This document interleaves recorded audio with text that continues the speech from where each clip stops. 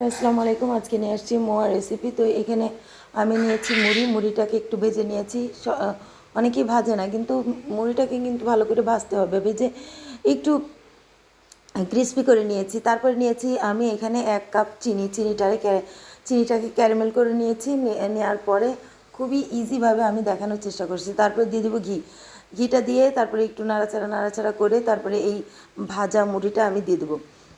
মুড়িটা কিন্তু অবশ্যই ভাজতে হবে, নাহলে কিন্তু ক্রিসপি হবে না, অনেক দিন পর্যন্ত সংরক্ষণ করা যাবে না। এটা কিন্তু অনেক দিন পর্যন্ত আপনি প্লাস্টিকের ডিব্বায় কিংবা যে কোনো জারে সংরক্ষণ করতে পারেন বাচ্চাদের জন্য। এটা অনেক ভালো একটা রেসিপি। তারপরে টেবিলে রাখতে পারেন। তো আমার এটা হয়ে গিয়েছে, দেখেন। এই পর্যায়ে নাড়াচাড়া করে এই পর্যায়ে আসতে হবে। আর চিনিটা একতারের হতে হবে। তারপরে এটাকে গরম গরম অবস্থায় এটা গোল করে নিতে হবে। দেখেন আমি গরম গরম অবস্থায় এটাকে গোল করে নিচ্ছি। এই যে এটা দেখেন আমার গোল করে নিয়ে আমি রেখে দিচ্ছি। তারপরে আমি এই যে আরেকটা দেখিয়ে দিচ্ছি, দেখেন।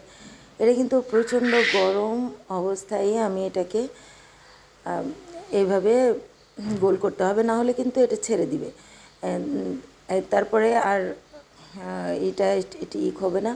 তো আমি আগেতে কিন্তু ঘি হাতে লাগিয়ে নিয়েছি, যাতে এটা হাতের সাথে আটকে না যায়।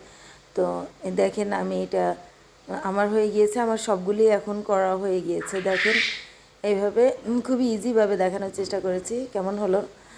বাচ্চাদের তো খুবই পছন্দ হবে। আপনি টেবিলে রাখতে রাখতেই এটা শেষ হয়ে যাবে। তো এটা কেমন লাগলো? আমি সিম্পলি দেখানোর চেষ্টা করেছি। কেমন হলো?